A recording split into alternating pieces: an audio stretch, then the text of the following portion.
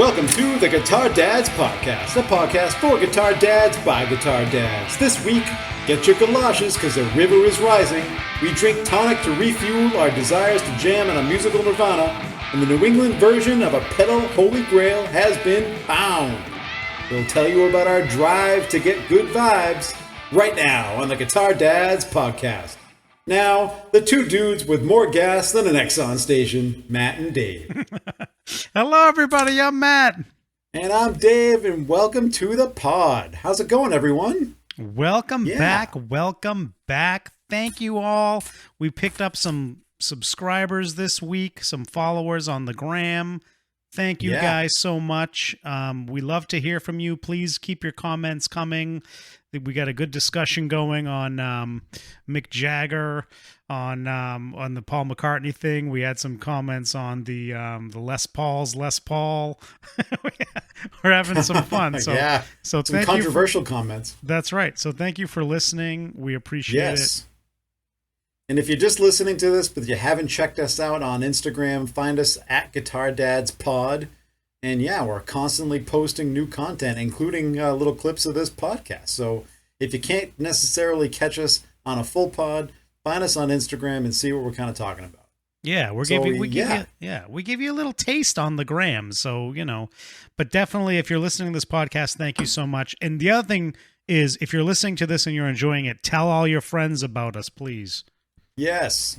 We would really appreciate that. But we do appreciate those of you who are listening. And let's get into it. Let's get into it, Dave. What do we got? Let's get right into our news and notes. News and notes. What's going on this week in the world of dad rock? Well, we're going to mention something real quick, and then we're going to get into something that we are going to expand on. But did you hear? We did talk about Paul McCartney last week, so real quick, did you hear he is inducting the Foo Fighters into the Rock and Roll Hall of Fame? Oh, interesting. And I'm thinking, is he going to call them a Nirvana cover band in his speech? I don't know. I'm just saying.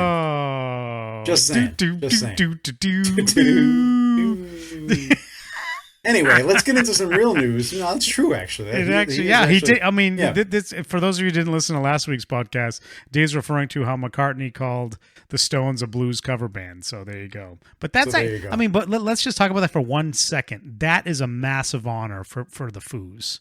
Oh, I'm so happy. I mean, you know me. I'm a huge Foo Fighters fan. So good for them. I mean, I think it's deserved. And I mean, what an honor to have McCartney. That's actually that's pretty cool. Unbelievable. That's pretty cool. Good for them. Wow, that's pretty cool. I hope I get to see the Hall of Fame induction. They do it if you get HBO, which I do. Sometimes they air it on that, but hopefully I get to check it out. So very cool. We'll be talking about it on the pod. What else is happening? What else is happening? Dare you ask me what else is happening? Obviously, what came out today? This was a big day in guitar daddery. The other thing that I want to talk about, though, Dave, is the big news we're talking about is Slash released a new single off an upcoming album with Slash featuring Myles Kennedy and the Conspirators. So before we get to that, though, we had kind of anointed Joe Bonamassa as the patron saint of guitar daddery, but what Slash is like the Jesus of guitar daddery. Like where does he? He's like, I know. Bonamassa's like the patron saint. I mean, I think Slash is probably like the he's just the god of guitar daddery. He's the god of exactly. The god of guitar daddery. Exactly right. He's the god of guitar daddery. The God Tar. Yeah, I mean, we'll have to come up with a name. Guitar God is a normal thing, and I think that makes sense. Like, he is the god of guitar daddery. Like, I guess we can have our own gods if we can have, patron saints. We're mixing religions and stuff, but that's okay. I mean, it's guitar daddery. Let's put him up there.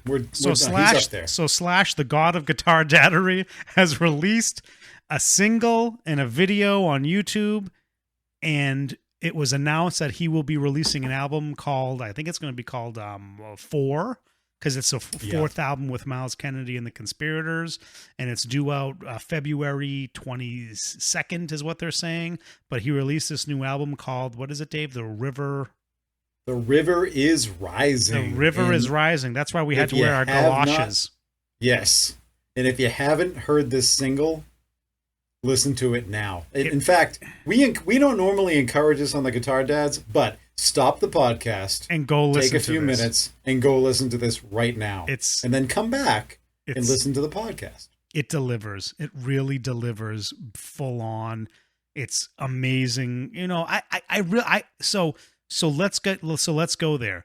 It's unbelievable to me that Slash is able to release such a killer song right now after he released what we kind of deemed as guitar dads as a couple of duds from Guns N' Roses. So this makes me think that all those duds are because of Axl. Axl stifles Slash's creativity, and Myles and him just have this amazing relationship and artistic, whatever you call it, where they can just come up with this amazing stuff. This is a killer song, and it doesn't just sound like all their other songs. Slash is doing some kind of, a little bit of different technique with the guitar, and it's killer. It's killer. I was blown away by it. We literally just listened to it before we started recording tonight, and I just couldn't believe how good it was. I'm still like in awe of it. I was like, if this is indicative of what the album's going to be like, this could be like, the Guitar Dad album of the year. Although, wait a minute. No, it's not. It's going to come out in 22. It's coming out in 2022. So it February, could be the Guitar Dad album of 2022. I think we already know what the Guitar Dad album is of 21, but we're not going to tell you because tune in for our year-end episodes in a couple months where we will talk about the best Guitar Dads releases for 2021. That's right. Yeah, we're going to tease that now. But yeah, I mean, I think a few weeks ago we talked about this too. Like, I agree. I said that I think Axl's really holding Slash back. I can only imagine that, when GNR got together to write this new album, obviously, like, everybody comes in with new ideas. And obviously Slash would come in with some great riffs. Yeah. Is it possible? I mean, is it really possible for Slash to come in with so many great riffs and for Axl to just kind of shut him down and say, no, we're not doing that? Totally. Yes, absolutely. Ridiculous. Right. Because then you hear this single, and again, stop the podcast, go listen to it. It's amazing. And then come right back. How does he write a riff like that and put together a song like that? And then Guns N' Roses puts out this, like, I mean, let's just call a spade, crap new music. Those two new songs from Guns N' Roses are terrible. Let's just be honest. And also, let's talk about, I think Slash is withholding his best riffs for his solo stuff. I agree. Yeah, hot take. Hot take. I think Slash is in his mansion. He's got snakes all around him, right? He's got the Les Pauls everywhere, and he's coming up with these riffs, and it's like he's like, oh, that's a good riff. I'm not going to send that to Axl. yeah. I'm going to send it to Myles. Do you really think so? I don't know. The more I think about this, and I'm just kind of like thinking aloud now. I feel like he's probably looking at this GNR tour as just obviously what it is, like big money maker, right? Doesn't really care about the new music. Like GNR has its place, and their legacy is solid, right? So I feel like any good music that he's putting out, he's more likely to put it out with Myles than anybody else. So well, and here's the other thing about that, right? That's a really good point, Dave. And here's the other thing about that. He knows they can continue on their stadium tours off of the legacy GNR stuff and make gazillions of dollars, and they can be happy. But now, because GNR is back together and they're touring, he's got to bring the A game to his solo stuff if he's going to really entice people to go to those shows. Because I can tell you, I think a lot of people go to the Slash shows, before GNR got back together and did these tours, because that was the only way to see Slash. I mean, I can tell you that's why you and I started getting into the Slash solo stuff, right? And even then, I had friends that were massive GNR fans, and I would tell them, I'd be like, "You want to go see Slash's solo band?" And they're like, "No, I'd rather see GNR." And there's millions of people like that because obviously they're able to sustain all these massive stadium tours. So I think that's right. Like he can just coast on the stadium tours with GNR and not necessarily have to have any new stuff ever, right? Like, and they can they can have a great career for the next 20 years, playing that stuff. No, I agree with you. They can take this thing to the end, and Slash at the same time can be putting out like top quality solo stuff. Yeah. And at the same time be touring with Myles and the Conspirators and be selling out smaller venues with them, I just, this is concerning to me, Dave, because I'm worried that Slash is going to get too big, and then he's going to be like playing big venues, and we're not going to be able to be at these amazing shows at the House of Blues. I don't think that's going to happen, man. To see Slash at the House of Blues with the Conspirators, it is an experience. I mean, it is. To see him at a small venue like that, it's something special about it. And so I would hate to see them like, okay, I got to go see Slash. I would go do it in a heartbeat, but it would change the experience to see him at like a shed type of a show. But I think I think he's heading in that direction. The music is so good. I don't think he's at. I know what you're saying, but I don't think it's going there because the music is so good. But how much of an audience does it really reach? I mean, in terms of who is he reaching? He's reaching the average rock fan. It's hitting the radio. It's hitting Apple and Spotify and all those stream, right. But in terms of like the GNR fan, they're well aware of it too. How many of these people would really if Slash put together like a solo tour? I don't think in the next 5 or 6 years, I really can't see them being able to sell out a shed. Yeah. Okay. Well, I don't know. Maybe I'm wrong, and I hope I'm wrong. I hope you're wrong. I hope you're right, because I would love, because they actually announced what am I trying to say? So today they also announced a tour. So, and they're playing the same type of venues, like House of Blues type of at least in the U.S. House of Blues type of venues. So we're going to go to that, and we're going to have an amazing time. So I'm really excited about this. Like, this really made my day, this news. So it's great. And I can't remember where I heard this. It was an interview with either Slash or Myles, but I remember one of them talking about how they really enjoy these smaller venues because, especially for a dude like Slash, he's spent his entire career in stadiums and arenas and sheds and all those places, and for him to really be able to connect with the fans at a smaller venue. In fact, the more I'm thinking about it, I think it was Slash who said it, but it might have been Myles. I don't remember. Yeah. But in terms of the smaller venue, so maybe that's just what he wants to do. I love that idea. I would love for him to play like 5 nights at a small venue before he would do a big residency. Venue. That would be great. I would love him to do some residency. Yeah, I would love to do, because I would go to every single show. even if you played the same set list. Yeah, I would listen to every, because it's going to be a little different every night. So anyway, I mean, this is great news. I mean, we knew this was coming because they had nothing but time on their hands the last 18 months. So pretty much. So this is just amazing, and I can't wait to hear the rest of the album, and I can't wait to go see him. And this is just the best news that Guitar Dads could have right now. Oh, it's fantastic. And again, the song is great. The single's great. Go listen to it. It's called The River it's called The River is Rising, right? The River. Hold on. I got it up The on YouTube. The song is called The River is Rising. It just dropped today. The River is Rising. It's just unbelievable. Go listen to it. It's kick-ass. Go listen to it. Even if you're not a big Slash fan, go listen to this. It's going to turn you into one. This is the thing. This is part of the reason why we started this podcast, right? Because we talk about rock and roll is still extremely alive, and not just legacy rock and roll, because honestly, we've talked about this in past episodes. GNR is essentially a legacy act now. They just are. They're a legacy nostalgia type of act now. But Slash himself with Myles is putting out new current rock that is awesome, and it's out there to be consumed in small places. This is what it's about. So, rock is alive and well. Yeah, it is. And speaking of nostalgia, we're going to get into a little segment we call "Whatever Happened to Post-Grunge Era." So we're going to talk about some bands back in like the 90s and maybe the early 2000s, and like kind of what happened to them. Are they still performing, and where are some of these members? Are they part of new bands and that kind of thing?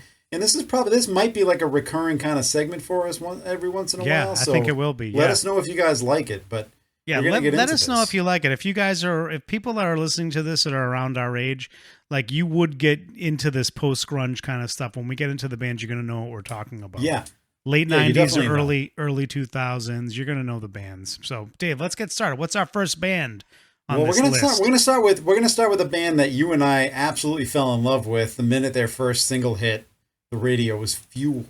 Fuel. And Yes. Fuel was a great band. However, I mean, let's go back to the beginning, right? I mean, Go back to the beginning. We all remember when they first started, right? We all remember their first single, and we all remember just like hearing that, like that. Shimmer. Like, Shimmer. First of all, Shimmer was the first single. Was the first single, and a fantastic song, and it really, to me, like Fuel was one of my favorite bands of that era. Oh yeah, they were the best. I'll tell you a quick story about Fuel. So Fuel, you guys know we live in the Northeast. So we were in college. This was probably like 1990. This was 1998, and Fuel was just a up and coming band. And my buddies and I went on a ski trip to Mount Snow in Vermont, and there's the bar there, and they had bands come through, and there was two bands that played the weekend that we were there. One night was, wait for it, Godsmack. Godsmack. Yep. And one night was Fuel. And we loved Godsmack. How you doing, Sully? Yeah, we loved Godsmack, and we had a great time like listening to them. But we were always not really like super heavy into the heavy metal as much. And then Fuel came the next night. Fuel came on, and we were like, oh yeah, we've heard this Shimmer song, and they just proceeded to kick ass at this gig. And then it turned out they were staying in the same, the lodge at the bottom of the mountain. They were staying there. We were staying there. Me and my buddies come down to breakfast, and there's Fuel at the table next to us chomping away on, pancakes and stuff. And my buddy, I was like, oh yeah, that's Fuel. That's cool. And my buddy like had the balls enough to go be like, you guys are Fuel, right? And they were like, we saw you guys last night, and we had a conversation with them, and they were very cool. They were so excited that we recognized them and we liked the show, because they were still a relatively new band. So I have a signed cocktail napkin or something with all of the Fuel. Oh, you guys. do? You still have that? I Wow. do. I don't know where. I actually couldn't tell you where it is. Actually, I think I might know where it is, but it's so that's my little Fuel. And we have the same with That's Godsmack, great. because we saw Godsmack the previous day, and we went up to Sully, and he was, they were a little bit kind of rude and crazy even in the breakfast table, but we went up to him and we chatted with him, and Sully was very cool. And so anyway, so that's the story. Cool band from Boston. Back Great in the band day. from Boston. Godsmack. Yeah. But let's talk about Fuel a little bit more. Well, Fuel, if you, in case you guys are curious, Fuel is still in existence. However, it's essentially not even the same band. In fact, according to what I can find, and I'm not even paying attention to what they're doing, but I don't even think it's any of the same members. I think it's a whole different band. Brett Scallions has, although according to Wikipedia, he is still, as of 2020, was still the lead singer. But right now, the new lead singer is a dude named Carl Bell. Never heard of him. Wait a minute, Dave. No. Carl Bell is the founding member, guitar player of the band. He started. Yeah, he's the lead singer now. Oh, he's singing now. He is the lead singer. Oh, okay. That's. I'm making a joke. He's I didn't know. Yeah. I didn't know. Yeah, I was being sarcastic, man. Come on, it's Friday night. This is ridiculous. Yeah, Carl. Okay, So Bell took over the leads. In the original drummer is Kevin Miller the original? Let me see. Kevin Miller, is he the original drummer? He's the original drummer as of 98. And I think that, when did Shimmer come out? Shimmer came out in 90, it's got to be 98. 98. So that and according to Wikipedia, there's another lead vocals guy, John Corsalius. He was never in the band before, 2020 to present. Yeah, he's a new singer. Heard of him. Yeah, he's a new singer that they brought in. So from what I understand, that happened to Live is after they had the much success. Oh no, I'm sorry. I you know what? I'm making. Okay. I don't know why I just said that. Carl Bell is not. He's still playing lead guitar. I don't know why I just said vocals. Oh, why he was singing? Yeah, he always sang backup. But yeah, so Carl Bell is a founding member of the band, and from what I understand, a couple of albums after their real heyday in the early 2000s, late 90s, early 2000s. They put out a couple albums that didn't do as well. And then Carl Bell and Brett Scallion, who's the lead singer, had some creative differences. And then it just kind of fell apart. But then, yeah, so Brett Scallion's left for a long time. And I think they did a couple albums. And then Brett Scallion came back. And I don't know if they did an album. Briefly. Yeah. I don't know if they did an album, but he came back briefly and he's no longer. And now he's got gone. This guy, Corsali. Now he's gone again. They got another singer. So basically, it's like they had their run, just like every other band. You know, like you've heard a million times. They had their run. You know, it didn't work out after the success faded away a little bit. It just didn't. That was it, right? So, and I think they're still. And I think for whatever reason, I feel like Fuel out of a lot of these other grunge era, post grunge era bands were.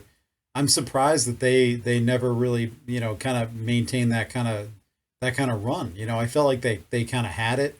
They had a great sound. They had the you know, Scallions on the vocals was great. And I just don't, maybe it was the creative differences, who knows, but they just couldn't keep it going. Yep. Interesting. So, well, that's just, that's what happens sometimes. They just couldn't keep it together, But they were a great band. That album, not even the Shimmer album was great. Their kind of major label debut album was great, but the second album that had what was the big Hemorrhage in My Hands? That album was absolutely incredible. I should actually go back and listen to that album. It was one of the best albums of that time, of that era. Yeah. So there you go. That's the Where Are They Now with Fuel. You want to do another one, Dave? Yeah. Why don't we do one more? You're going to do live? Yeah. So my other favorite band. Yeah. Because I think they're along the same. They're a similar band in terms of the sound. Maybe not super similar, but so another band that we loved in this era was called Live. You guys might remember them. They did the Lightning Crashes song. Lightning crashes on a mother dies. You guys know. Oh, I feel it. Is that you got it? You got it. Can you sing that again, please? Come just so the folks can maybe get it. Again, like okay, you guys get it now. Good. All right, there you go. Okay, you know the song. If you don't know the song, you know it now. So Live was a great band. They had a lot of success. They were actually together since 1984, Dave. Well, don't say was. They are.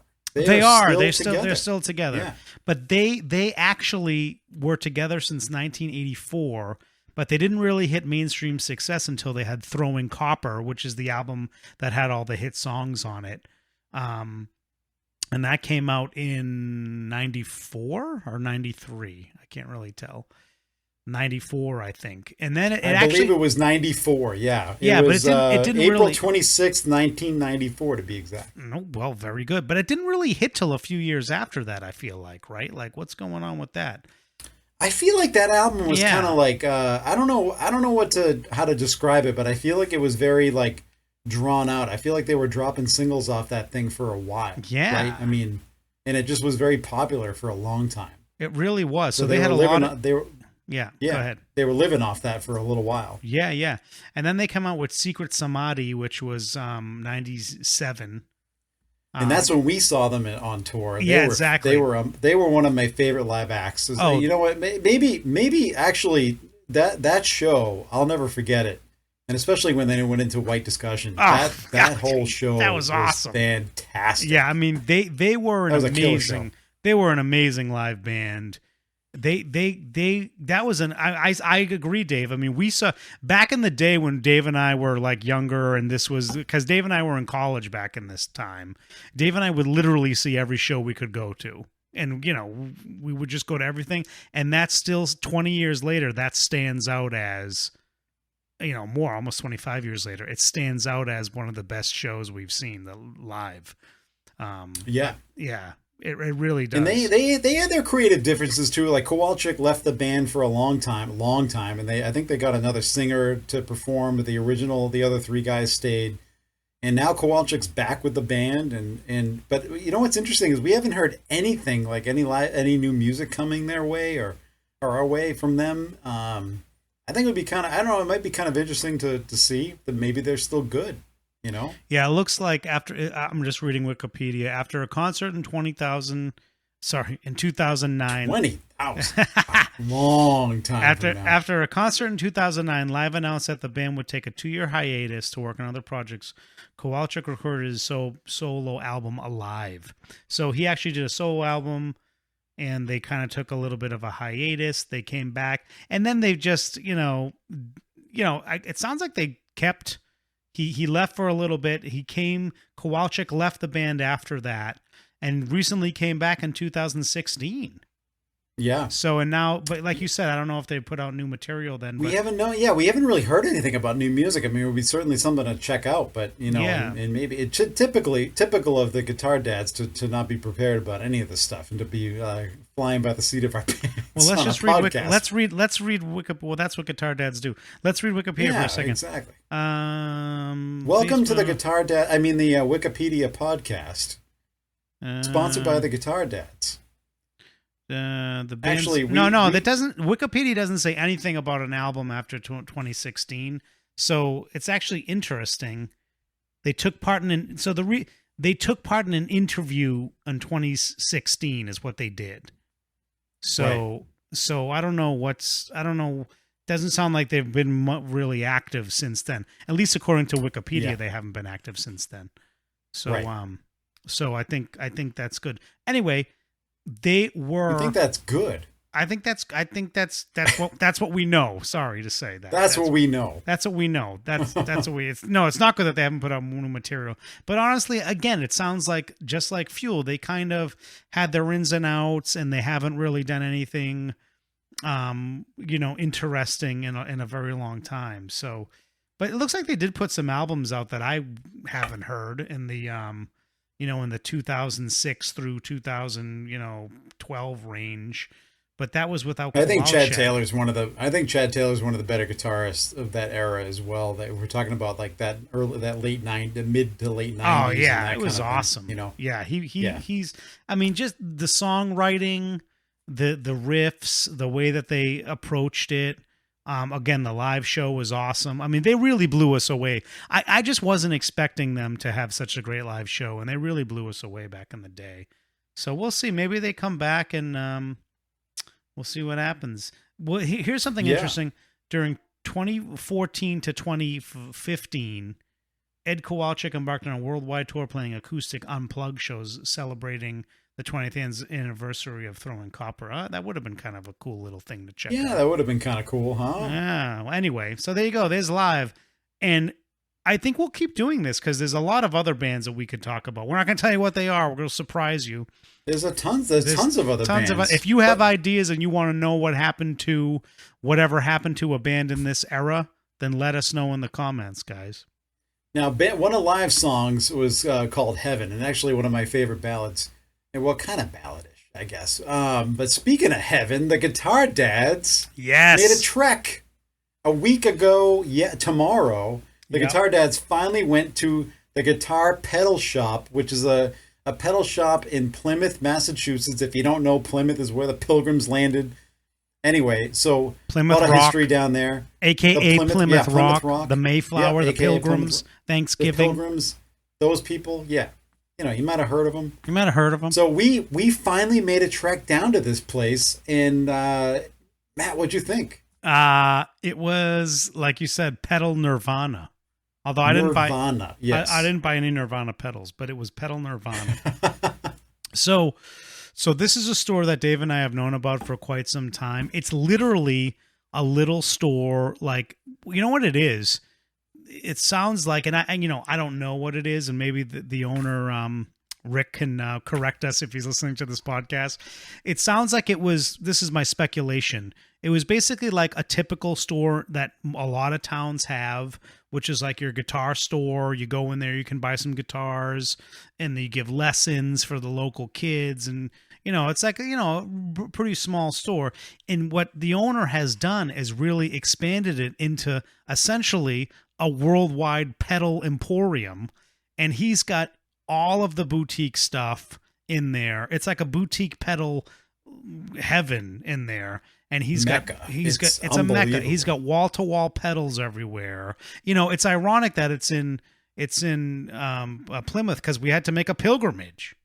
That's right. We did a long pilgrimage and traffic and everything. But I know because Dave and I live on the North Shore, and Plymouth is on the totally opposite thing of the. I think it took us almost 2 hours in traffic to get down there. But I'll tell you, I would have driven 4 to get down to this place. That it was really cool. And you know, I don't know if you're listening, but the dude that was working the shop at the time, Raphael, he was a really cool dude and really helped us out and let us try everything that we wanted to try, and really knew his way around the place, and knew a lot about certain pedals and the pedals that we hadn't even ever heard of before. Yeah, I knew a lot about that stuff. Yeah, Rob, if you're listening, man, thank you so much. And it was funny because like Dave and I know a lot about pedals, but we're not like complete pedal experts. We're not like, you know, like Blake Weiland from the Tone Mob or that pedal show guys. But we know a lot about pedals. But yeah, like we would pick up pedals that I've never even heard of the company. And you know how boutique pedals are, right, guys? Like you don't know what kind of pedal it is. Like, you don't know if it's a fuzz, if it's an overdrive, is it a reverb? Right. You have no idea just by looking at it. And we would like pick up all these pedals, and Raphael was like, oh yeah, that's a fuzz, that's an overdrive, that's a boost. That's a this. Like he would tell us what it is, and he was very patient with us, and we really appreciated it. He let us like crank up their what was it, like a Blues Deluxe or something in there. I think it was a Blue. If I remember, I don't remember exactly, but it was just fun to like crank that thing up and put whatever pedal in we wanted to, and and you know, you'd be playing something and he'd come over and like, well, maybe you should try this. This is a killer pedal. Try it, and then you just try it and be blown away by it. It was quite the experience. It was really cool. And here's the cool thing about the Guitar Pedal Shop is, yes, like Dave and I are lucky enough we were able to drive down there and kind of take it all in and experience the wall-to-wall pedals. But, you know, they ship worldwide, and, you know, they have some exclusives. They have some pedals that are hard to find. They have some stuff that is exclusive to them in terms of colors. I actually just recently picked up, when I was there, I picked up a Ryra clone pedal, which is like a a clone, and they had a special surf green sparkle. Dave, this pedal's incredible. It's a surf. The thing looks really cool. It's a surf green sparkle, which you can't find that anywhere else. So he gets exclusive run type of pedals, and this is stuff that you would normally see from like a Guitar Center or even a Chicago Music Exchange. And this guy's doing it at a relatively small shop, but it's a relatively small shop in terms of his physical footprint, but not small in terms of the selection of pedals and what he's got available. It's really, and I think what's incredible. really fun what's really cool is like in today's day and age of online shopping, and really just like, you know, most of you people listening are probably getting most of their equipment out of like, you know, the Guitar Centers and Sweetwater and, you know, American Musical and those kind of companies. Find, if you have a local mom and pop type shop nearby you, try to make a trek to go see them, because you need to support them. They are far, to me, the experience was so cool, and just the idea of just like being in a place where somebody knew what they were doing, they really were passionate about what they were doing, and they could really help you out.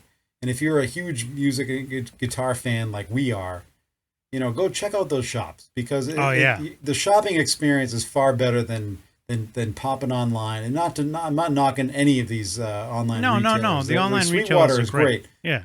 You know, any of those places are great. But if you have the opportunity to go into a brick and mortar store like this, it's fantastic. Please help support the local music. And like, here's the thing, you know, even if you're like in Europe, we have some people that listen in Europe. I don't know if they're going to ship to Australia, but because we have some listeners. We got people in Australia. We have listeners in Australia. So shout out to you guys. And I'm sorry, I don't know if they'll ship that far, but you guys that are anywhere in the US, anywhere in Europe, maybe even beyond that, these guys will ship to you. And I bet, you know, you could give them a call and talk to them about the pedals you want to buy, and they'll tell you what's going on with these things and how they sound and what when recommend stuff to you. I mean, that's the level of service you're going to get from these guys. And this is, you know, and like Dave said, like, we got to support stores like this and help them grow, because they're here for us to support us. And like Sweetwater is great, and they do a pretty good job, and they have their sales guys that know their stuff pretty well. But at the same time, they have to know everything. Like they have to know a little bit about everything. These guys, these guys know pedals. Right? These guys know pedals. Yeah. And if you're like us and you go on YouTube and you're curious about a pedal, you want to know how it sounds. Yeah. There's a million reviews about, you name the pedal. It's somewhere on YouTube. Somebody's done a review on it, right? But how much do you really get out of that review? You probably get something, but there's nothing like going to the place yourself, pulling the pedal down, holding the pedal, plugging it in, and just playing a few chords and seeing what that and hearing what that pedal is about, right? So that's what we totally recommend it. What did you buy when you were down there? Oh yeah, so I picked up the Ryra, and then I also picked up a Thorpe Effects Heavy Water, which some of you guys might know about Thorpe Effects. They make the Dane pedal, which is the Danish Pete overdrive and boost. And what the Heavy Water is it's the boost part of the Dane pedal that Danish Pete from Anderton's fame has. But then they didn't just... Can I just say, the second you literally played, your first chord through that thing, I walked into the room, I was like, what the hell was that? Yeah, like, wow, that sounds incredible. And so what it is it's not just, they didn't just take like, okay, we'll take like one side of this pedal and make it its own pedal. They took it to another level and they said, we're going to tweak that boost circuit a little bit. Then we're going to add another boost on top of it with a little more kind of grit to it. So it's basically a dual boost pedal that, you click one side and it's got like, it's clean to like a little bit of a dirty boost.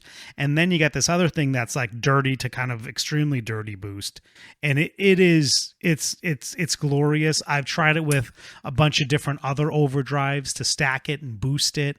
And it just plays well with everything. Like we were playing it through a very clean platform in the store, and it sounded incredible. You guys know that I play out of a Jubilee, and I like a crunchy kind of dirty Jubilee, and it stacks incredibly well on top of that. So like this is the Thorpe Effects. They're a British company. Check them out.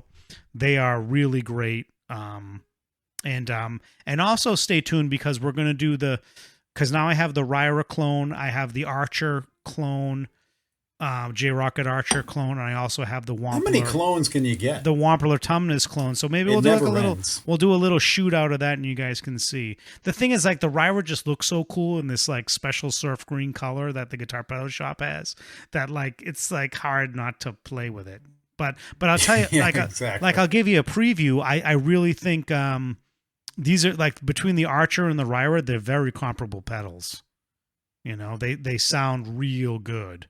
And I can't choose between the two of them. I think they both have awesome qualities, but I'll put it up. I think you're going to have to do a shootout. Yeah, I'll put it up on the Insta and you guys can tell me what you think as well. So stay tuned. The other thing we want to tease right before we end today is, Dave and I are going to go see another amazing Guitar Dad band on Sunday. We're recording this on a Friday, on Sunday, called Rival Sons. You guys know Rival Sons. If you don't know Rival Sons, again, stop the podcast right now. Go pull up Rival Sons wherever you stream music. Yeah, if you don't know Rival Sons, like, get on it, man. So we're going to go see them on Sunday. So next week podcast, we'll have a full review of the Rival Sons show as well. So. Yes. And we're going to talk about their catalog. We're going to talk about the show. We're going to really do like a whole deep dive into Rival Sons. Maybe not. We'll find out. We'll stay tuned for next week, and you'll find out too. That's right. But yeah, no, real quick. I just want to mention the pedal that I bought when we were down at the store. Sorry, Dave. I'm trying to wrap up the show. No, real quick, because I haven't really had a chance to try it out too much. Is this DLS Effects Versa Vibe, which is obviously a vibrato chorus, but. Yeah, we'll probably put a review on Instagram so you guys can. Yeah, Dave was like vibrato curious, and he tried out like a gazillion of the vibrato pedals down there, and he had a good time. And he ended up with a used one that sounded incredibly good. Yeah, thanks, Raphael. That was awesome. I know, what a great recommendation from Raphael. He's awesome, man. Raphael, I hope you're listening, man. Thank you. Yeah, if you are, thank you. We really appreciate it. All right. So what do we think, Dave? We're getting out of here? We're going to get out of here. Stay tuned for next week for the Rival Sons review. And And I think that was and if you haven't had a chance, go listen to the new Slash tune, "The River is Rising." And thank you all again for supporting us on Instagram at Guitar Dads Pod, and keep listening and tell all your friends. And that was this week's Guitar Dads podcast. Keep rock alive. Catch you guys on the flip.